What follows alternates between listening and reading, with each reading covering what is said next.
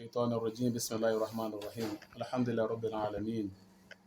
والصلاة والسلام على رسولنا المصطفى صلى الله عليه وعلى آله وأصحابه ومن تبعهم بإحسان إلى يوم الدين وبعد adúpẹ́ fún Ọlọ́run ọba tó pé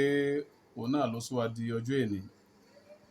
atọrọ ìkẹ́gẹ́ fún Ànábì wa Muhammad kí ìkẹ́ àti ọlá Ọlọ́run fún bá Ànábì wa Muhammad àti àwọn aráalé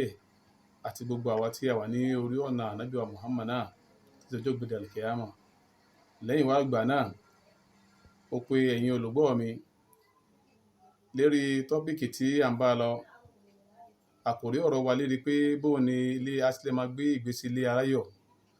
tó pé tí ọkùnrin bá ti fẹ́ fẹ́yàwó ó gbọ́dọ̀ rorí sí dáadáa tó bá ti mú ìyàwó tó dáa tó jẹ́ pé ó ronú sí dáadáa láti pé ìyàwó yìí mo fẹ́ fẹ́ tó mú ìyàwó lẹ́lẹ́sìn láti pé ìgbésí ayé wọn rọrùn ìgbésí ayé wọn máa gbé eléyìí òun náà níbi tí adé lánàá kí wọ́n ló máa jẹ́ àwọn ìtọ́nisọ́nà rẹ ìwọ ọkùnrin láti gbé ìgbésí aláyọ̀ nínú ilé rẹ̀ ọ̀pọ̀lọpọ̀ àwọn ènìyàn nígbà míì a ní wọ́n sọ pé ìgbésí ayé táwọn ń gbé kò dáa tó gbà táwọn wà ní bachelor gbà táwọn ti gbéyàwó gbà táwọn gbéyàwó nísìn ìgbésí ayé òun tiẹ̀ dáa mọ́ àwọn ò gbádùn mọ́ tó bá nínú ìyàwó mẹ́ta tá a bá ṣe bí méjì ń bẹ bá àti bèlè fàṣàl wọ́n rí pé méjì ń bẹ wọ́n ti kíni o ó ti di pé wọ́n àfẹ́ra wọn mọ́ tọ̀láàkù ti wáyé láàrin wọn òyìnbá ti wà eléyìí kìí ṣe torí mi láàkín nítorí kíni o al-aqta'u allati yartakibu az-zawjan àwọn mistake tí ó kà kú wọn rán ṣe ni qabla wa ba'da az-zawaj kó tó fẹ́ yàwó ni àgbéga tán ti gbéyàwó tán ni àárín wọn náà ló wà ìyẹn náà ni ó jẹ́ kó jẹ́ pé àfẹ́ra ẹni máa lọ lé yín èmi náà nídìí ẹ mọ́ yóò mọ̀ sí láàrin wọn mo pe arákùnrin àti arábìnrin tí wọ́n gbèrò pé wọn náà fẹ́ sí ìyàwó tẹ́tí gbọ́ ọ̀rọ̀ mi dáadáa níbi tí a dé yìí nítorí pé ìmọ̀ tanra ẹni jẹ́ ìmọ̀ jàǹbá ẹni kì í jẹ́ kí ilé aláyọ̀ wà ó láàrin tọkùnrin àti obìnrin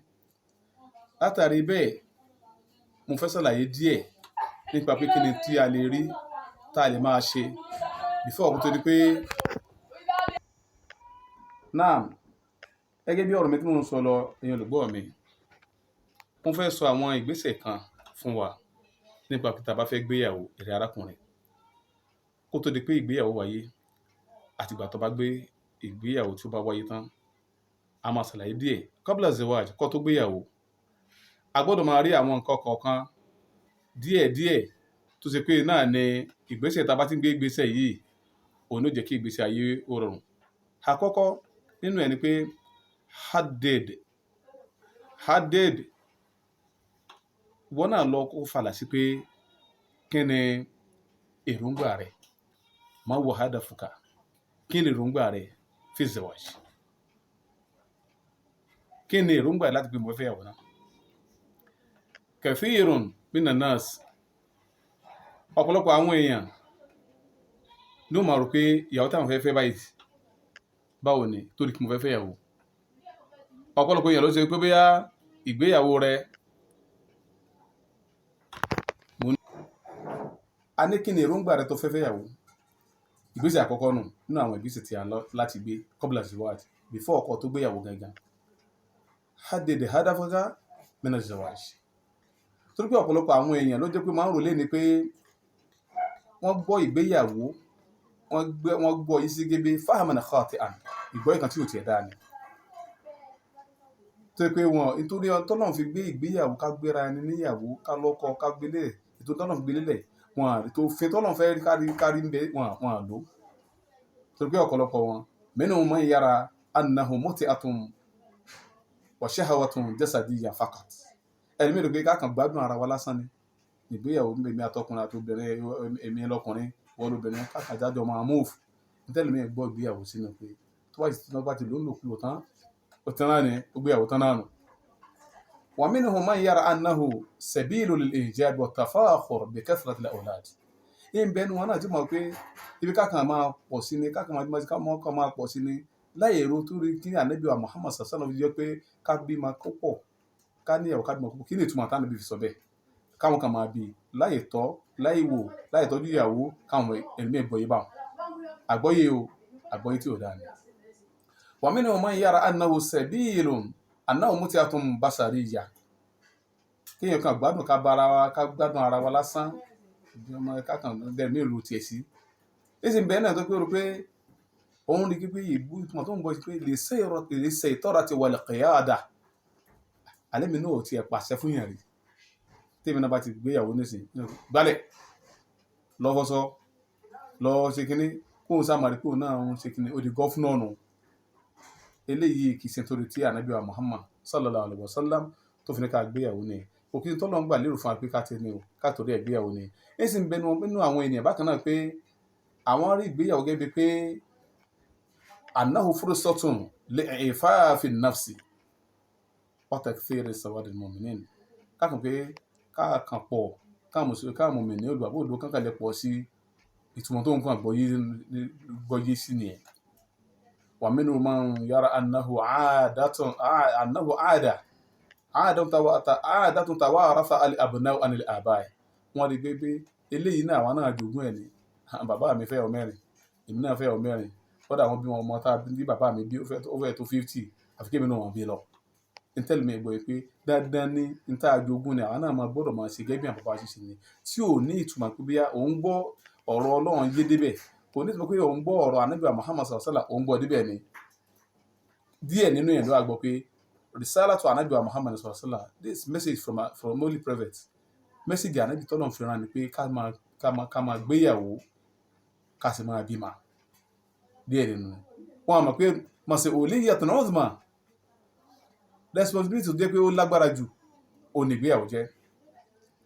wọn àmọ́ wípé ìmọ̀ bára ẹni ṣe ìmọ̀ bára ẹni ràn ra ẹni lọ́wọ́ tó yẹ kó máa continue onígbéyàwó jẹ́ wọn ò mọ̀ wípé ìgbéyàwó tẹ́díṣíyà ni kéèyàn gbà pé kinní yìí èyí máa ṣe gbogbo wọn ti bá ń bẹ́ẹ̀ náà máa lò ní mo ti gbà pé ntọ́lọ́run fẹ́ràn mi náà mo ń ṣe yìí tá a bá bá dáadáa mẹ́ alhamdulilayi tó bá kù díẹ̀ káàtó alhamdulilayi Ọlọ́run mo gbọ́dọ̀ máa gbé mara ni ìgbémára ni látàrí bẹ́ẹ̀ kọ́ tábà wọnú alukur'an Quran 49 nínú Quran 49 verse 13 yáà ní suratul Hujurat Ọlọ́run sọ bẹ́ẹ̀ fún ànábì wa Muhammad sallallahu alaihi wasallam bẹ́ẹ̀ wípé ní ànábì wa Muhammad sallallahu alaihi wasallam ayuha nasu Ọlọ́run mo pè é nìyẹn ya a'udhu billahi minash shaitani rajim ya ayyuhan nas إنا خلقناكم من ذكر وأنثى وجعلناكم شعوبا وقبائل لتعارفوا إن أكرمكم عند الله أتقاكم إن الله عليم خبير. Ọlọ́run ní ya ayyuhan nas mo pè yín ọmọ ènìyàn mo pè yín onígbàgbé ènìyàn Ọlọ́run bá gbọ́ sọ̀rọ̀ tó pé àtèmi àti wọ mina nas iná olùgbàgbé ni Ọlọ́run láti máa létí pé gbogbo èèyàn ọmọ ènìyàn inna khalaqnakum min dhakarin wa untha ìdá tá a dá yín adá yín lákọ ìdá tá a dá yín adá yín lábo tábà gbogbo tọ́lọ́run bá dá pápátá kò sí tọ́lọ́run bá dá lákọ lábo Ọlọ́run tó ń sọ fáwọn ènìyàn pé mo dá yín lákọ o mo dá yín lábo wa ja'alnakum shu'uban wa qaba'ila bẹ́ẹ̀ ni mo dá yín èmi mo ṣe yín ní kíni o shu'uban ìran mo ṣe nation mo ṣe níran tí gbogbo yín kẹ́lẹ́bà pàdé ni o níta àáràfù kẹ́lẹ́bà pàdé kẹ́lẹ́bà mọ́jọ́ sí kẹ́lẹ́bà mọ́ra yín mo dá yín lẹ́gbẹ́jẹgbẹ́ gbogbo yín kẹ́lẹ́ mọ́ra yín ni o inna akramakum indallahi atqakum kẹwàá lọ pé bí mo ṣe dá yín òun lákọ̀ o mo dá yín lábo mo dá yín nation mo dá yín níwèé ìdílé mo dá gbogbo yín òun gbogbo yín ẹ̀ nítumọ̀ lọ́dọ̀ mi pé inna akramakum indallahi atqakum gbogbo ẹni tí mo pa tí mo tó jẹ́ olùpáyà nù yín onílẹ̀ ní àpẹ́ lọ́dọ̀ mi Ọlọ́run bá o tọ́wọ́ bá ti pọ́n mi tọ́wọ́ bá ti ní ìpáyà Ọlọ́run ajẹ́pọ̀ ìṣẹ́ ní àpẹ́ lọ́dọ̀ Ọlọ́run inna Allaha alimun khabir dádájú Ọlọ́run bá ní alim ọ̀bọ̀ onímọ̀ ní khabir tó ti fún ẹnì kọ̀ọ̀kan ní ìrògbò tí ó bá ṣe ní iṣẹ́ gẹ́gẹ́ bí Ọlọ́run ti sọ ní Al-Qur'an níbo mìíràn ní Suratul Rum Quran chapter 30 verse 21 Ọlọ́run sọ báyìí pé wa min ayatihi nínú àwọn àríṣe mímí ọlọ́run àmì tí mo fi lélẹ̀ fẹ́ dà ana khalaqalakum min anfusikum azwaja mo wá dá látara yín azwaja mo dá àwọn ìyàwó látara yín litaskunu ilayha nígbà tí ẹ̀mí yìí nǹkan bá balẹ̀ kẹ́kẹ́lẹ́ bá a máa rí ibi tẹ́ ẹ̀ máa yẹ̀ sí tọkùnrin máa bá tẹ́sí máa gbé pẹ̀lú rọrùn waja'ala bainakum mawaddatan wa rahma ọlọ́run àkọ́kọ́ tí mo fi sáà ní pé ọkọ nífẹ̀ẹ́ obìnrin náà nígbà bá nífẹ̀ẹ́ obìnrin ọlọ́run ní rahma wà tẹ̀lé kí ni rahma òun náà ní pé ẹ máa bímọ ọlọ́run ní mo fi ìfẹ́ sáàrin yín mo fi rahma ìkẹ́ mo tó fi sáàrin yín mo fi ìfẹ́ sáàrin yín mo fi ìkẹ́ sáàrin yín inna fi dhalika